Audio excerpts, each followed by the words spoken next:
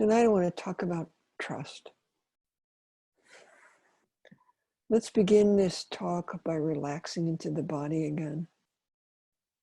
We think about what we practice as mindfulness, but it's really mind, heart, body fullness. It's the whole package, not just the mind.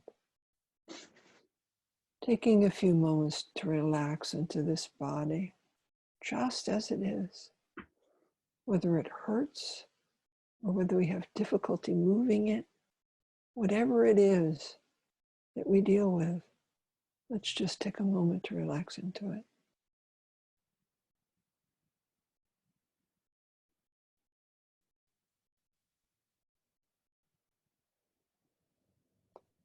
My teacher, Frank Ostaseski, often says, trust in your own good heart as a reliable guide. I've heard him say this many times, both to me and to other people, and I find it very comforting, hearing an instruction to trust. Trusting in our own good hearts is a powerful teaching as well as a comforting one, but it's not something many of us do easily. And it may be something with which we do not have much practice. Tonight we'll do a little practice cultivating trust. It's a common human reaction to blame when we don't like what is happening, and to close ourselves off from what our hearts know. And we're currently seeing this tendency to blame all around us in this difficult circumstance. Blaming is a terrific waste of energy, particularly when we are in the midst of dealing with what is difficult and we need all the energy that we can bring. But we seem to often hold an underlying belief that someone must be to blame. And if there's no one else to blame, we blame ourselves and our bodies.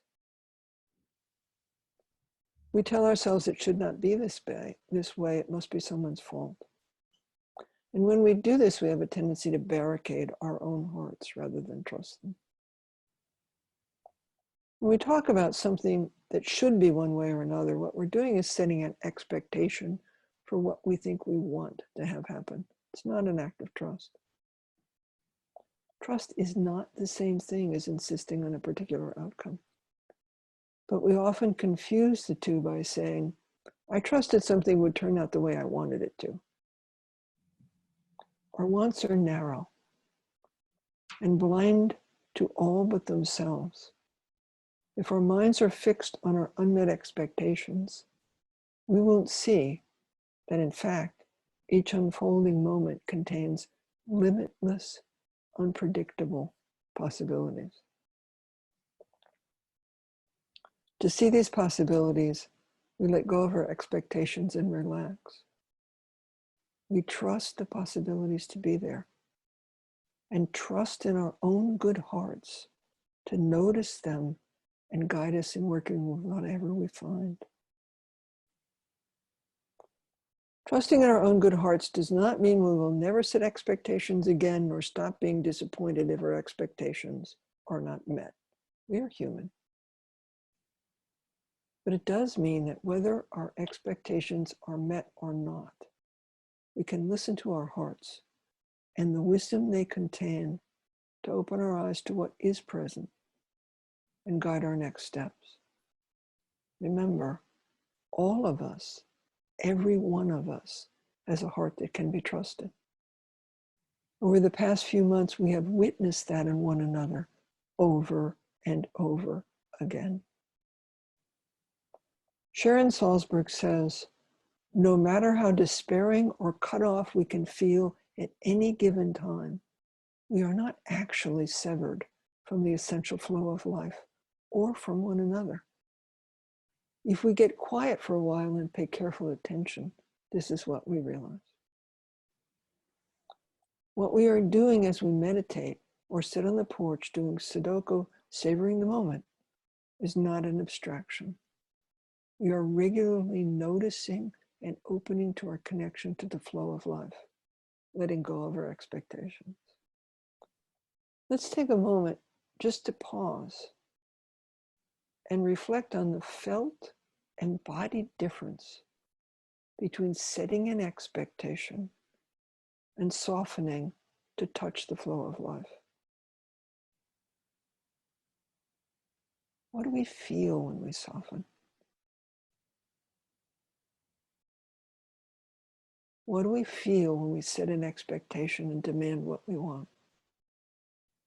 How does it show up in the body?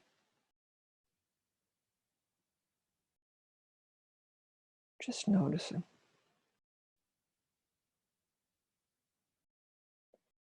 Trust begins here in turning towards ourselves as the place in which trust's foundation rests. It begins with remembering that each one of us is sufficient, just as we are. Each of us already has a heart that is capable of loving kindness, of compassion, of sympathetic joy, and of equanimity. These four foundations, the divine abodes, are the foundations of wisdom and of deep and abiding happiness. Our hearts already contain this capacity for wisdom and happiness. It's our practice that helps us learn to cultivate and trust this capacity. Learning to be with the present moment just as it is, to be with our breath, is a practice of trust. We trust ourselves to feel what it's like to breathe, to feel what it's like to notice the breath coming and going all by itself, to not turn away. We cultivate our practice of softening and staying with whatever is difficult and with whatever is beautiful, and whatever is simply neutral. We can stay. We do not have to turn away. We do not have to distract ourselves. We can stay with whatever our experience is in this moment. We can let go of our expectations, open our curiosity, open our hearts to the flow of life, and trust our true nature. Various Buddhist traditions have meditation practices that are specifically designed to help us cultivate connection to our true nature. Concentration practices like breath awareness, and practices that use our imaginations through visualization. Tonight we will do a specific practice from the Tibetan tradition using both concentration and imagination, taught by a teacher whose name is John Makransky. This practice is from his book called Awakening Through Love. Just as we have been paying attention in this last week to how each of us finds ways to give ourselves resources to manage the stresses we are facing, our hearts can be supported with resources. If we want to access the capacity of our hearts and build our trust in them, it is useful to nourish them. Tonight's practice is one way to do this. As you listen deeply to yourself, you may modify this practice or find others that work for you. What matters is finding what works for you, trusting in your own good heart to lead you. In his book, Makransky says, as adults, our attention has become so focused on the unloving aspects of our life and world, we easily overlook the love embodied in countless small daily gestures of kindness. These acts of love and kindness go on every day, everywhere, but we often fail to see them. Paying attention to them nourishes our hearts. I like fresh produce, and I have not really good access to it here. So I found this farm a half an hour away from me, and they have agreed to make up a bag of produce for me, and when I drive up, to put it directly in my car. Then I don't have to get out of the car, and I don't have to go into the farm stand where the virus could be and where the ground is uneven and I could fall. They don't know me. They'd never seen me before 2 weeks ago. Witnessing my challenges, they are making an exception for me. It's an act of kindness. All over the planet, nurses and doctors and respiratory therapists and every other person working in hospitals are holding the well-being of this world in their hands, day after day, working for our benefit, even though they have no idea who you and I are. They daily perform acts of kindness that include our well-being. They have not met us, but they do know if they can meet the coronavirus and help to contain it, unseen, untold numbers of us will be safer and more well. All of us do this. We've talked about it in the last couple of weeks. All of us bring acts of kindness into the world. Every one of us has taken the time repeatedly to create acts of love and kindness in the world. And we continue to do so. The key to the practice tonight is intentionally noticing acts of love and kindness. First, we take time to notice. So just for a moment, allow your mind to settle and bring some acts of kindness you have witnessed or heard to mind. Let the sense of them sink into the body, noticing what it feels like to remember, to bring to mind these acts of kindness. What does it feel like? The body knows.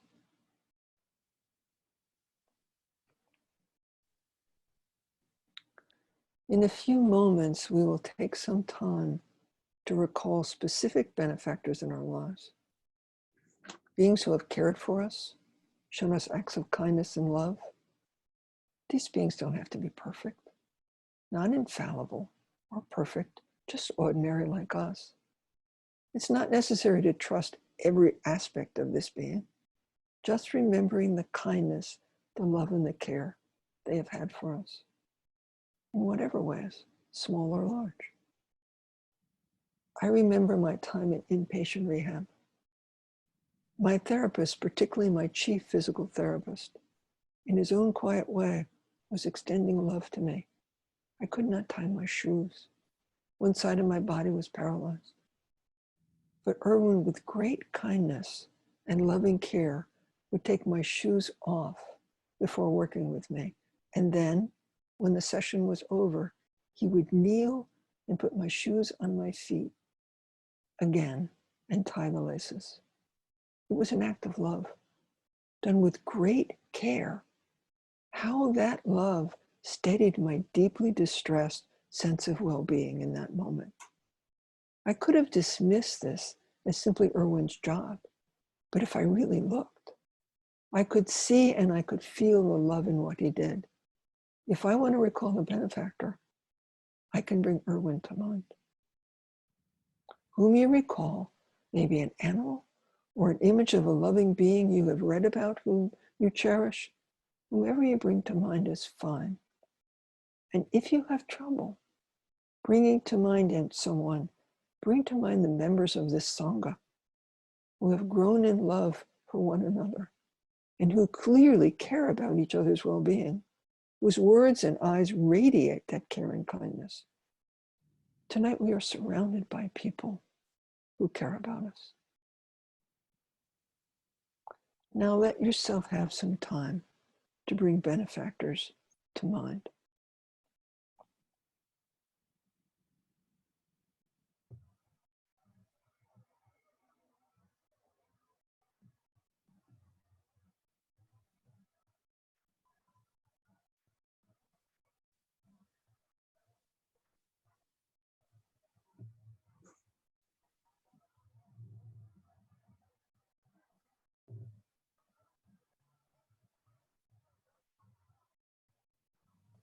If we do this practice regularly, intentionally paying attention to the acts of love and kindness and the benefactors around us, we will notice more and more benefactors who are extending love, kindness, and care to us.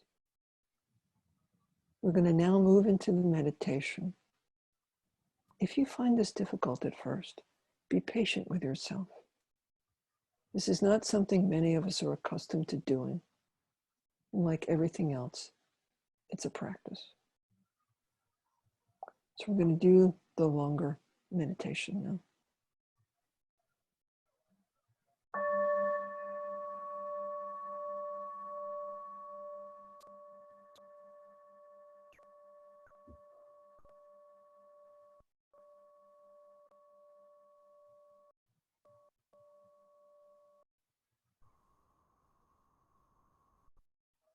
Gently upright or lying down, whatever is comfortable, solid and balanced, the spine straight and the area around the heart soft. Settling into the body, gently feeling into the body itself, noticing the strong back and the soft heart.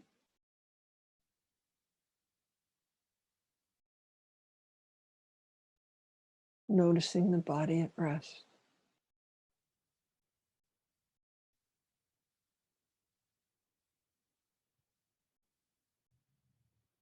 Gently inviting the body to relax. Feeling ourselves letting go of tension.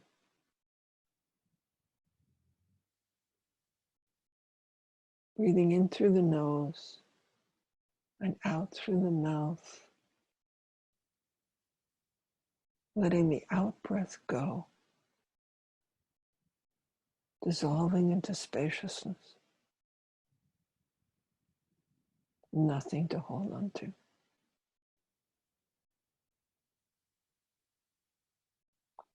Long, slow, gentle exhale.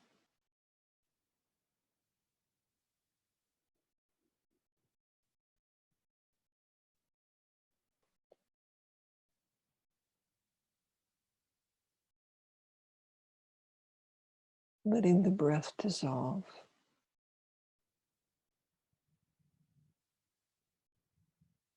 An act of trust. Knowing that in this moment, the breath will come and go. Nothing to hold on to. Letting go into spaciousness. An embodied practice of trust.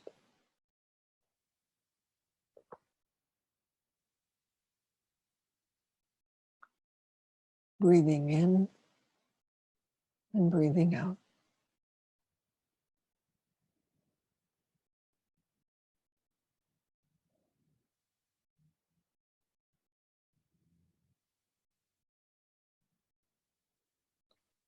Now, once again, bringing into our hearts, minds, and bodies the beings we thought of who direct kindness and love towards us, benefactors who wish for our well-being.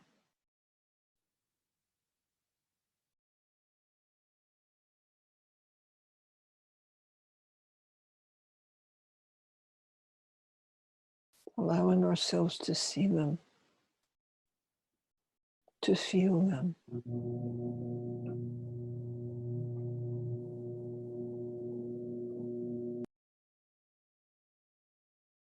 Seeing them surround us, before us or around us, whatever is comfortable to envision.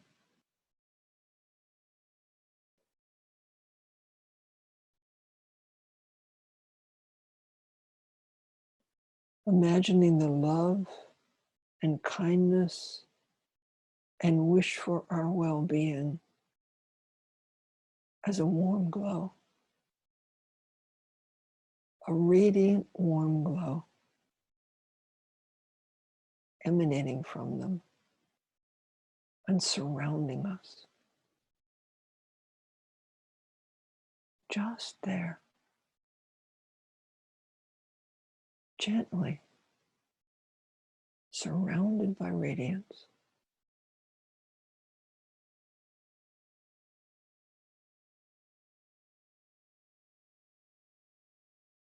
Letting ourselves feel this glow, this warmth, this sense of being held in a field of love and kindness.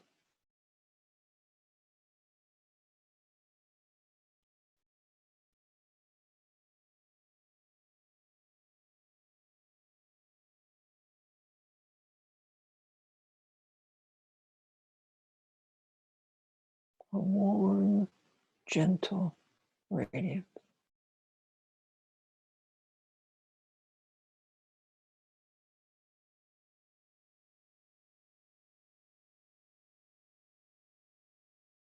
No need to push it away or resist it.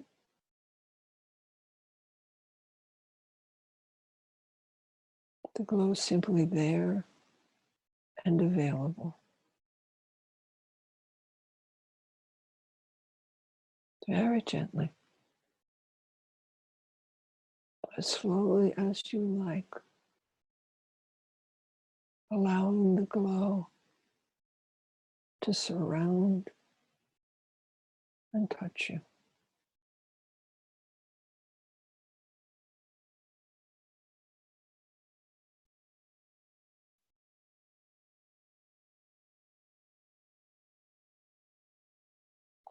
Knowing that these benefactors truly wish for our well-being and our happiness. Letting yourself trust this in whatever way that makes sense to you.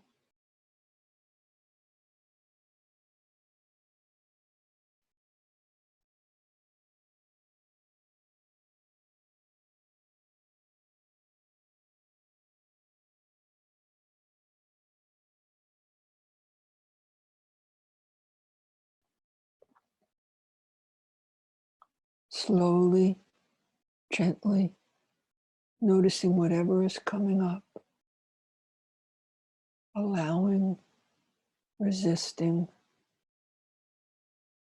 whatever it is, just letting it be there. Just noticing.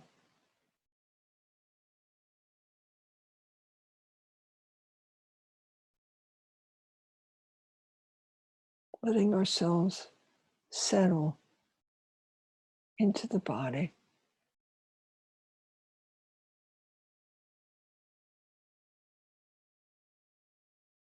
Knowing that we're cared for.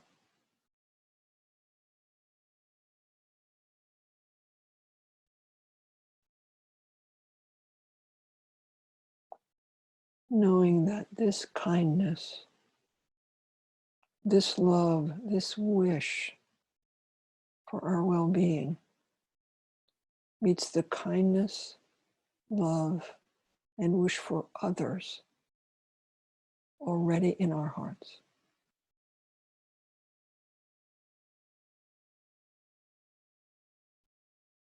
Letting ourselves rely on the awareness that these feelings are already in our hearts.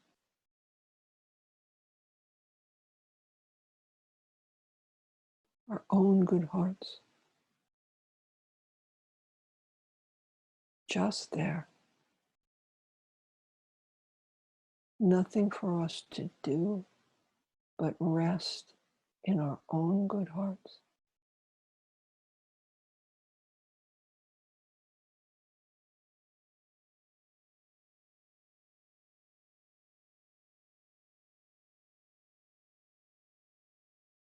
Surrounded in the glow, feeling it gently touching, warm and radiant, light as a feather.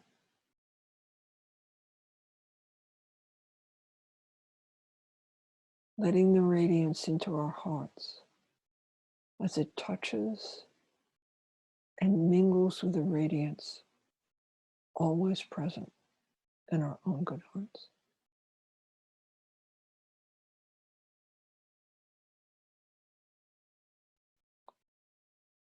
Now feeling our hearts reaching out to the benefactors, sending them love, kindness, and wish for their well-being.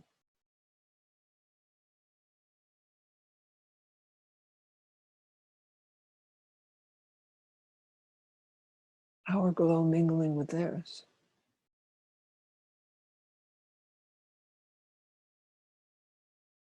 And knowing that just as we wish for the happiness of these benefactors and others, there are people all over the world making the same wish, and their wish includes us. all around the world, unseen people are sending us love and a wish for our well-being.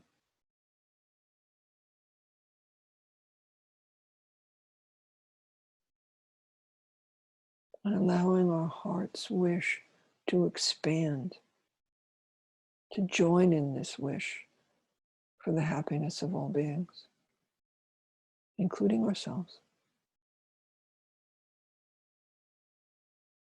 Joining our benefactors in wishing for our own well-being and allowing that radiant wish to expand ever wider.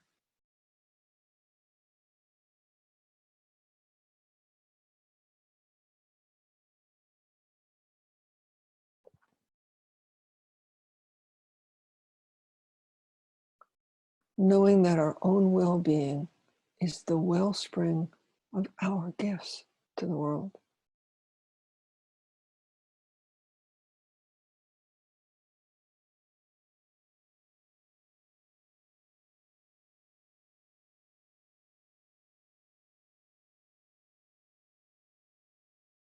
Now letting this practice go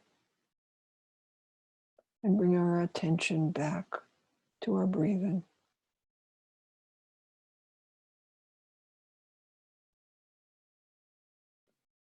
Letting the area around the heart be soft,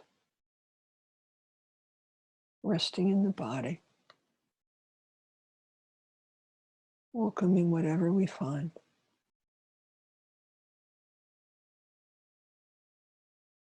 Staying with this moment just as it is.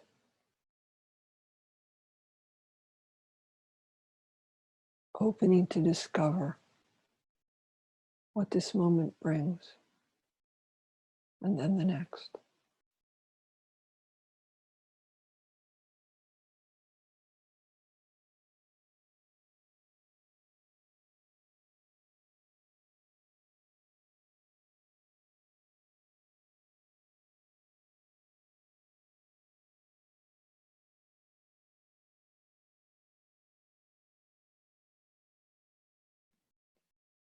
Feeling the body moving with the breath,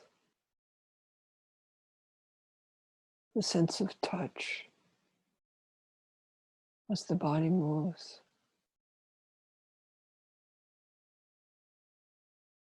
Just letting it be, whatever it is.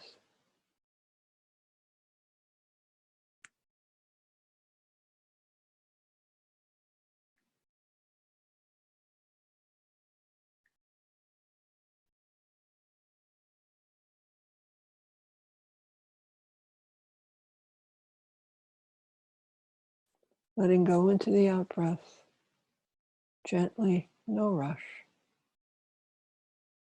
Letting the breath dissolve.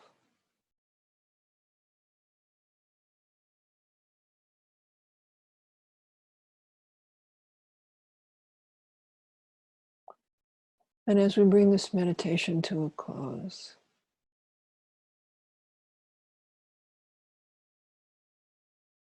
thanking ourselves for our willingness to try this practice, to see if it fits for us.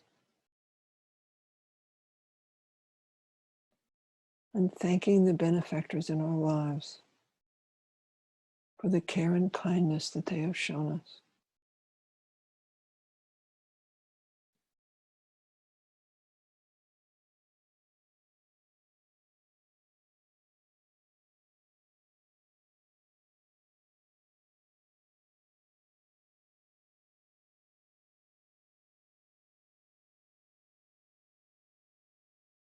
And joining in the wish